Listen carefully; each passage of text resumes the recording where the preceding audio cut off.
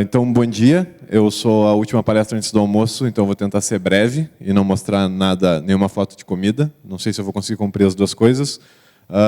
Eu sou o Rafael Speck da Silva, sou desenvolvedor web no Grupo RBS, e lá eu escrevo alguns códigos que fazem meus colegas me detestar ou não. Então, eu acho importante falar sobre legibilidade e tal. É uma das coisas que mais me incomoda, assim, que eu não encontro muito livro e referência sobre isso. Esse aqui é o paradoxo de projeto. Eu vi esse tweet esses dias. E a gente toma as maiores decisões com relação a qualquer projeto na pior parte dele, no início, quando a gente menos conhece. Então, isso nos leva a tomar muitas decisões equivocadas que a gente vai ter que lidar até o final da vida ou deixar o projeto, enfim, do projeto. E aí tem essa aqui também que eu acho bem importante, que é a definição de código legado, que é perfeita. O código que não fui eu que escrevi hoje de manhã. Quem nunca olhou para um código que tinha escrito há, sei lá, uma semana e disse, cara, eu não estava na minha consciência quando eu fiz isso. Então, sempre que eu vejo qualquer tópico sobre legibilidade, ele começa com comentários. E eles basicamente falam que tu não precisa ser o capitão óbvio, assim, dependendo do que tu está fazendo. Por exemplo, tem esse aqui, o nome do método é getUser, e aí o cara diz que ele pega um usuário específico.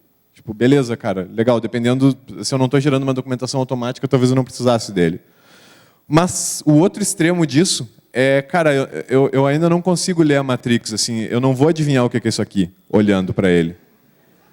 E é sério, isso é alguém sabe ver o que é essa regex rapidinho aí? Eu sei que tem gente muito boa nisso, eu não sou. Isso serve para validar se é um número romano válido. É óbvio, tem X, tem C, tem M ali, é claro que eu ia ver que é um número romano. Então, essa é uma frase do Miller Medeiros, eu traduzi, estava no post dele, é melhor não ter comentários do que ter de uma forma ruim, ou errada, ou desatualizada. Às vezes tu entra, o método tem ele tem um parâmetro, e aí a documentação diz que ele tem dois, tipo, onde é que foi parar o outro, sabe? Então, esse tipo de coisa é melhor não comentar e não tornar a leitura do código uma coisa enfadonha.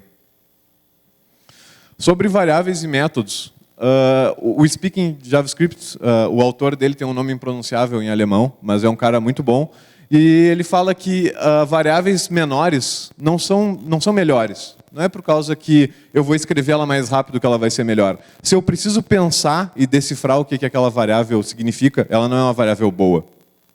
Isso quer dizer, né, não escreva algo indecifrável assim. Então, ele fala em ser conciso e claro. Por mais, e tem outras pessoas que pregam que se o nome do meu método está muito grande para ele ser claro, provavelmente ele já está num lugar errado. É tipo, get user by ID and tal coisa, sabe? Isso está errado, esse método está fazendo coisa demais. Tem uma série de recomendações dos booleanos, por exemplo, serem sempre uma coisa que eu posso dizer sim ou não para eles. Então, a música está tocando, essa variável é um número, esse método tem um listener. Por mais idiota que isso pareça, nem sempre a gente faz assim. Eu já vi user igual a false. Tipo, se o user é um objeto, tudo bem que o cara pode ser falso e tal, mas qual é a moral, sabe? As funções são verbos, assim, tirando caso, sei lá, o construtor, mas as funções elas são uma ação. Então, eu ter um método que é o nome de alguma coisa não tem o menor sentido, assim. Então, é sempre bom, por mais genérico que seja, essa função ser um verbo. E quando eu estou falando de coleções, o que é uma coisa bem comum, é usar ou plural ou especificar que é uma lista. Tipo, nenhum sentido user igual a um array, sabe? E aí eu tenho um array de usuários, então bota isso no plural. Eu sei que a gente está perdendo o plural aos poucos nas redes sociais, assim, mas sempre usar plural para especificar arrays, por favor. E aí tem os event handlers também. A gente discutindo uma vez no FEMUG, o Felipe Moura falando que eu tenho lido a respeito que é bom tu nomear um handler e não usar uma função anônima. Então eu dizia assim, ó, isso é um on-button-click, on-key-up e tal. Eu tenho um exemplo aqui. Digamos que eu tenha 2 botões no meu DOM lá. E esses 2 botões fazem a mesma coisa. É um exemplo bem básico, assim, mas aqui eu tenho um handler, que vai ser passado para o evento, e aqui eu estou adicionando um evento no clique e estou passando uma função anônima. Essa função anônima e esse handler aqui fazem a mesma coisa. Eles fazem uma coisa errada, mas eles fazem.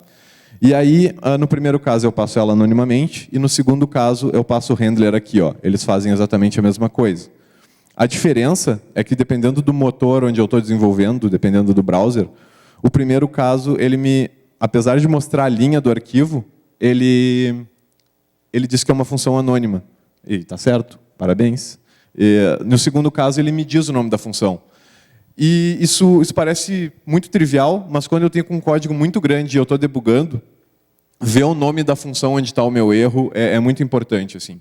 Então, um conselho, boas práticas é meio que superstição de programador, mas um conselho legal assim se tu nomear um callback, se tu nomear um handler, pode ser que isso vai te ajudar a debugar em casos de erro. Namespacing, voltando a falar de nomes e tal, nomear coisas não é fácil. O pessoal da química é bem... a minha mãe é professora de química, então eu acompanho esse sofrimento há um bom tempo. O pessoal foi nomeando os elementos, assim, e aí, sei lá, carbono, nitrogênio, uns nomes massa, assim. Aí depois começou a aparecer o Mendelévio, porque não me lembro, acho que é Mendel o nome do cara que descobriu. E depois o Európio, porque o elemento foi descoberto na Europa, né? Afinal de contas é um lugar pequeno, então eu sei localizar fácil. E tem outras tantas aberrações. Isso é porque eles convivem no mesmo espaço, no mesmo escopo, natureza, e eu não posso ter nomes parecidos, né? Eu não posso ter nomes iguais, senão isso vai me causar um grande problema. Assim. Então, isso é um exemplo clássico de namespacing grande demais. Então, fazendo uma analogia, se eu usar tudo global, e pode acontecer, eu vejo isso acontecer muito, tipo um arquivo functions.js, e eu tenho 50 funções lá dentro, quem nunca viu um desses, se eu vou colocando várias coisas globais, daqui a pouco eu começo a ficar criativo para colocar os nomes. Daqui a pouco começam a faltar nomes no meu escopo. Isso não é bom. Porque é muito fácil que pessoas diferentes desenvolvam coisas e coloquem os mesmos nomes nela. Eu sou Rafael Silva, por exemplo. Eu acho difícil que eu não colida com outro Rafael aqui. E Silva, mas enfim, né? É só porque é uma coisa que me traumatizou desde pequeno. Assim. Mas... o outro approach é usar uma global geral e ir colocando as coisas dentro dela. Então, eu defino uma global, e aí eu tenho um ponto user onde eu coloco um objeto, e ponto admin, e aí eu adiciono uma função, uma classe, entre aspas, e aí eu tenho uma company. Isso funciona legal. Assim. Tem algumas discussões nesses posts aqui sobre namespacing, que um dos problemas é que isso vai lembrar Java, assim, eu vou ter algo, ponto, ponto, ponto. Então, vai ficar meio sujo quando eu for ver esse código. Mas, beleza. Ele funciona, dependendo do tamanho do projeto, é ok. Se eu for evoluir disso aqui, se eu for fazer uma coisa melhor, eu vou voltar para aliás, eu vou evoluir para módulos. Tem um exemplo muito bom do Ed Osmani falando e do Luiz, que vai palestrar mais tarde, com um vídeo, inclusive, uma palestra aqui. Eu não vou falar melhor de módulos do que ele, mas a ideia dos módulos é eu conseguir melhorar essa coisa de namespacing. Assim. O primeiro que eu vou falar é o AMD, que é uma definição de módulos assíncronos, onde o Require.js é uma das soluções mais populares, até onde eu sei. E abaixo tem um post onde o cara que faz o core do Ember diz que o AMD não é uma solução. Ele não gosta por N motivos. E é legal que o reply ali no post tem muitas pessoas defendendo, Miller Medeiros, entre outros caras que fizeram posts sobre isso. Mas, basicamente, aqui eu tenho um módulo de um robô. O require ele coloca ele coloca funções globais define require, porque a graça disso é que eu faço assim, ó, define, eu passo um array de dependências para ele, aí eu tenho uma function aqui, é uma função anônima, e aí eu tenho aqui, ó, um robô que tem um método que é um construtor, onde eu passo uma bateria, e o ponto charge, que é um método onde eu vou carregar esse robô. Talvez esse método tivesse que estar na bateria, mas, enfim, basicamente o que esse método faz é incrementar o nível da bateria. E aqui eu retorno esse robô. Daí eu tenho um módulo de bateria, que ela não tem dependências listadas aqui, e tudo que ela faz é ter um construtor que tu passa o nível dela. Um código bem simples. A questão, usando esse define, eu digo quais as dependências que eu tenho aqui. E o bom do AMD é que ele ajuda a carregar isso de forma transparente para mim. Nesse caso, onde eu vou utilizar a bateria e o robô, ou seja, eu vou instanciar esses objetos, eu digo quais são eu posso usar URLs aqui. Então, battery.js, robot.js, e eu passo uma função, novamente. Só que em vez de usar define, eu estou usando require aqui. E o que eu faço é injetar variáveis nesse escopo dessa função, dizendo o nome desses módulos que eu estou fazendo o carregamento. Então, aqui eu chamei a bateria de source, porque eu fiz eletrônica, talvez eu ache mais conveniente. E aí eu tenho um robô aqui. E tudo que eu faço é inicializar uma nova bateria, passar o nível dela, inicializar um novo robô, eu passo como argumento no construtor essa bateria aqui e chamo o método de carregamento. Ou seja, eu estou botando carga nesse robô. O que é importante de notar aqui é eu estou passando URLs e eu estou recebendo variáveis. E eu não estou usando um namespacing global. Vocês percebem? Eu não estou usando uma var desculpa. Eu não estou usando uma variável de fora. Então, isso serve muito bem para eu ter um escopo mais controlado. Sem falar que a graça do AMD é que eu faço carregamento. A próxima vez que ele tiver que fazer carregamento do battery.js, ele sabe que está lá e ele tem isso armazenado. Ele não vai carregar o asset duas vezes. E falando de módulos ainda, há quem prefira, tem a opção de usar o sistema de módulos do Node.js, que é o CommonJS. O Node faz coisas a mais do que essa especificação. E no browser eu consigo usar isso com o Browserify, que é feito pelo Substack, que é um cara que contribui no nível alienígena com a comunidade. Então, assim, eu tenho um comando aqui que eu preciso porque ele faz um bundle com meus assets e isso permite que eu faça uma coisa assim. É o mesmo módulo, o mesmo código, a diferença é que eu estou módulo.exports igual a battery. Ou seja, eu estou exportando esse módulo que nem eu faço com o Node. Vocês veem que não tem o define, vocês veem que não tem aquela função anônima, vocês veem que não tem nada daquilo. Tá? Muito mais limpo. E aí eu tenho o robô, que é igual ao outro, e aqui eu tenho o módulo exports robô. Quando eu for usar os dois, eu simplesmente uso require. Vejam que bonito. O meu código consegue respirar, ele não tem uma função ao redor, ele não tem o require. Se vocês forem ver a diferença disso para isso, então beleza. Não é tão ruim assim, vai lá. Mas o require, ele tem essa coisa bonita, assim, que ele é mais conciso, digamos assim. Esse código faz a mesma coisa que o outro, a diferença é que eu uso um require aqui em vez de injetar a variável. E o futuro nos reserva algo melhor ainda. O Jaidson escreveu um artigo sobre usando módulos ECMAScript 6, então são módulos da especificação do ECMAScript 6, que vão vir, mas tem alguns transpiladores que permitem que tu use essa especificação hoje. É a mesma coisa, tá? É a mesma bateria, a diferença é que eu estou exportando ela com chaves agora. É o mesmo robô, também é a mesma coisa.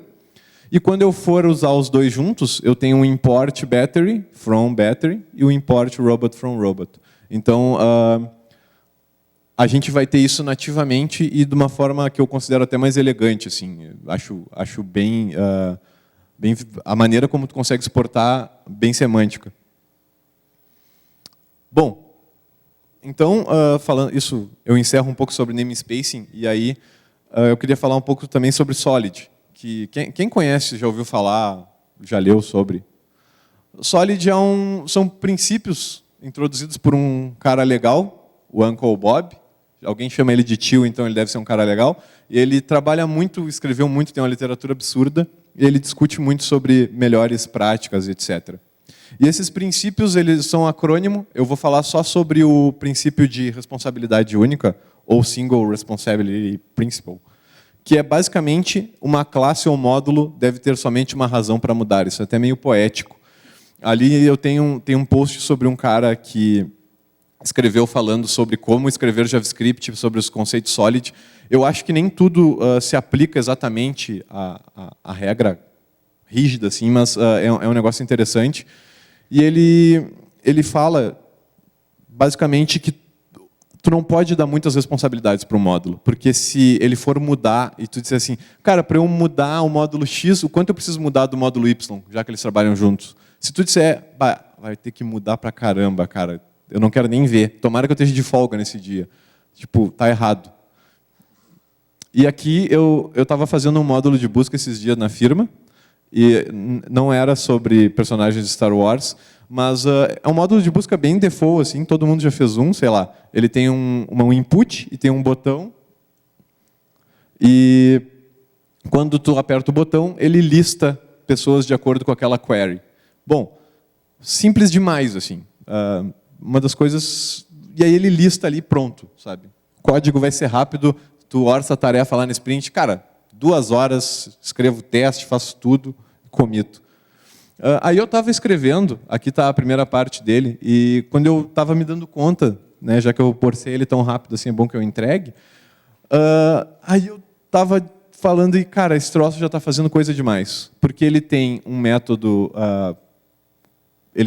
para fazer get dos dados, aqui, ele tem um método para fazer bind click, ele tem um método que renderiza os dados, e quando ele renderiza os dados, ele não está nem renderizando dentro do container a qual o widget pertence. Então, está errado. Bom, então esse troço está fazendo muita coisa. E se ele tem muitas responsabilidades, a gente já viu com o Homem-Aranha, que também tinha um tio, que muitas responsabilidades trazem grandes poderes, e na verdade é o contrário, mas ele tem que sacrificar a vida pessoal dele, isso não é legal. Aí eu refatorei, e eu tirei o método que faz a busca dos dados e tirei o método que renderiza. Afinal de contas, se eu quiser reaproveitar esse widget em algum outro lugar, ele, sabe, toda vez que eu apertar no botão, ele vai fazer a request para o mesmo URL. Não faz o menor sentido, assim. Então, esses métodos foram passados para outros lugares e, basicamente, cara, esse cara precisa o quê? Fazer um bind de clique para aquele botão e passar o valor da input para quem estiver interessado. Sendo assim, eu vou poder usar ele com outros casos que eu não tenha exatamente que eu não tenha uma requisição para o servidor. Ele pode estar só filtrando coisas que já estejam renderizadas. Então, parece besta, assim, mas esse cara não tem que fazer request para o servidor. É outro módulo que está precisando dele que vai fazer isso. E depois desse refactoring, ele ficou bem mais amigável. Ele cabe num slide só. Vejam que bonito. Claro que eu não estou mostrando o código aqui das outras pessoas que estão usando ele. Então, o que eu acho que fica bem claro, assim, e às vezes é difícil de entender, é que código difícil de ler é um problema do projeto. Não é meu ou só do colega. Não, mas eu sou o único front-end na equipe. Ok, nunca, tu não vai tirar férias, ninguém vai ter que, sei lá, mudar qualquer coisa nesse código. Por que tu não vai deixar ele fácil de ler para as outras pessoas? O Zakas fala no livro dele do JavaScript mantível lá, só que em inglês. Ele fala que tu escreve código, tu não escreve para ti. Tu escreve para a pessoa que vem trabalhar depois de ti, ou que vai trabalhar depois no projeto. Então, tem umas quantas... e eu gostaria de ver mais discussão a respeito disso, assim, porque tem muita coisa ensinando a usar frameworks, ensinando a usar componentes, ensinando a usar plugins, mas eu vejo pouca discussão na comunidade a respeito disso, e é uma parada que eu acho que não se aprende lendo no Google. Tem toda uma questão... Eu conversando com um amigo meu, desenvolvedor back-end, full stack, ele fala, eu tenho notado que muitos desenvolvedores front-end leem livros de front-end, não leem livros de programação e engenharia de software. E, cara, doeu, assim, doeu. Porque é verdade. Então, o que eu queria dizer para vocês é sempre pense no próximo, isso é bonito, mas é verdade. E o Alex Atwood, lá do Coding Horror, sempre fala que finja que o programador que trabalha junto com você é um psicopata que sabe onde mora. Às vezes isso é verdade. Tá ali os meus contatos, tá, gente? Muito obrigado pelo tempo e se vocês quiserem conversar sobre isso, sou todo ouvidos, assim. Muito obrigado.